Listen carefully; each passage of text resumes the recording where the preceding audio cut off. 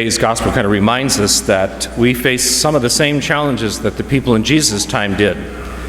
For instance, we hear far too often how when people die and they're leaving their inheritance to their children, how many times that causes hard feelings, or the children start fighting about it. Or maybe they get upset over who gets the china, who gets the antiques, who gets the watches or the jewelry.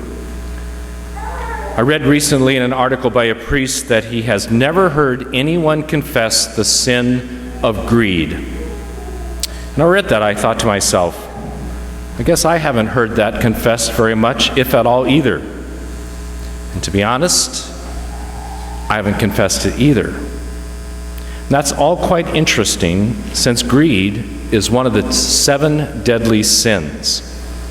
So I think we have a problem, don't we? Jesus said to guard against all greed. A commentator on today's gospel reminded us that greed comes in many forms. Actually, one commentator said greed for power is almost as common as greed for wealth. And people can also be greedy for things like social connections or experiences.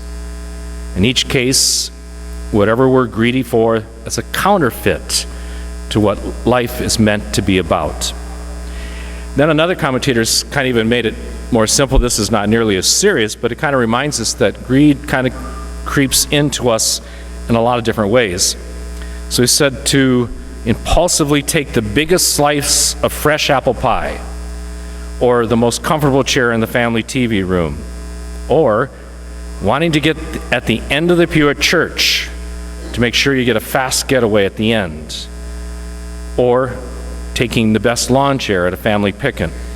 That too, this commentator said, is greed. These comments are pretty sobering, I think. Greed does come in all forms, and sometimes it's very close at home. And there's 2 primary ways to look at the consequences of greed: personal, and then its social implications. On the personal level, getting wrapped up in possessions, wealth, power, or whatever it might be that we're greedy about, we might, even without thinking, we might be after security. It seems to be a common human desire to be secure. But then that blinds us to the fact that the only security that really lasts is to be rich in God. So as we try to acquire and enhance our wealth or possessions, fed by our insecurity, it prevents us from attending to the relationship with God that really brings us the only security that matters. Now, the consequences on the social level are many.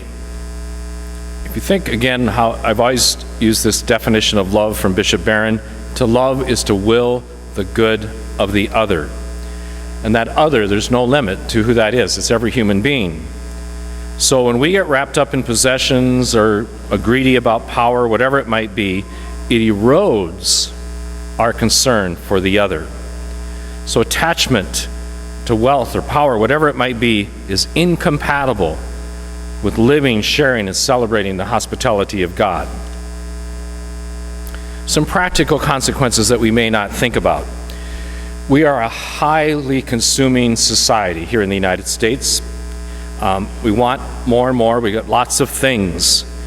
And every company wants us to be their customer. So what many companies have done is to build plants in countries where they can get by with low wages, poor working conditions, and sometimes even child labor. So that can be a consequence of our greed, what it's doing to other human beings around the world.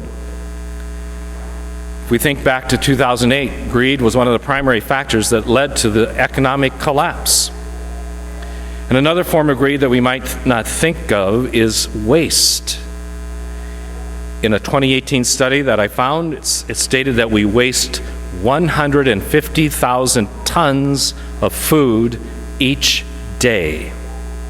150,000 tons each day.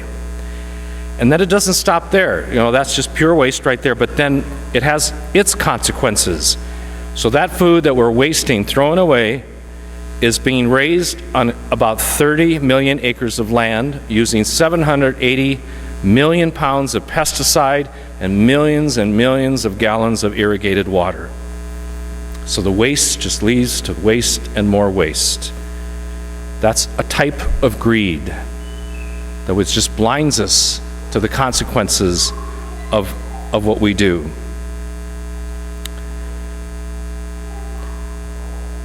So once again, be reminded that greed is one of the 7 deadly sins, and it really is deadly. We think of how it does split up families, how it impoverishes societies and harms the earth. So what should we do? One thing is just to ignore it and say, well, I don't have that much to do about it. And the other option would be to beat up ourselves about it, and that's not very helpful either. So here's a couple of suggestions. First, I think just personally to really try to ask the Holy Spirit to help us to see how we live and think about things and where we might discover some greed in our lives, and that it's part of our thinking and living. But we can also take a positive step to overcome greed by living the stewardship way of life. Now, stewardship begins by acknowledging that everything is a gift from God. Everything. Our ability to think, our ability to work, being born in a certain family, being born in this country, a sunrise, sunset, everything is a gift from God. Gifts are not to be hoarded. They're to be shared. The gifts of this earth are meant to be shared with every human being, not just with one group that can afford it. These gifts of God are not to be taken for granted and thrown away, but to be cherished and used wisely. So part of what this stewardship way of life reminds us is that God comes first, everything is from God. How do we handle God's gifts? And sometimes it means we need to live more simply than what we do in order that others can simply live. And living simply, of course, too, has many, many dimensions and ways to do that, whether it be to bike and walk rather than to drive, how much gas we use. The list could go on and on about what it means to live simply. In terms of possessions, I think a general guideline would be that we get what we need, not necessarily everything we want. Now, granted, there's a few extras that are part of all of our lives, and they're okay. But there should probably be a limit on that. So in light of today's gospel, and Qoheleth, who says so many of these things that we work on are pointless, I think we each have to kind of think about our own lives. I can't tell you everything about the greed that's in your life, and you can't tell me about the greed that's in my life. Well, maybe you could, but it's something we all have to think about, I think, and the consequences of that. It is a deadly sin. And to keep our focus on our relationship with God, that is the only treasure that matters. Our relationship with God, and out of that relationship, there are kinds of relationships we have with each other. We believe as Catholics after our death, all those relationships are still there and continue. That's the only thing that lasts, relationships. None of this other stuff lasts.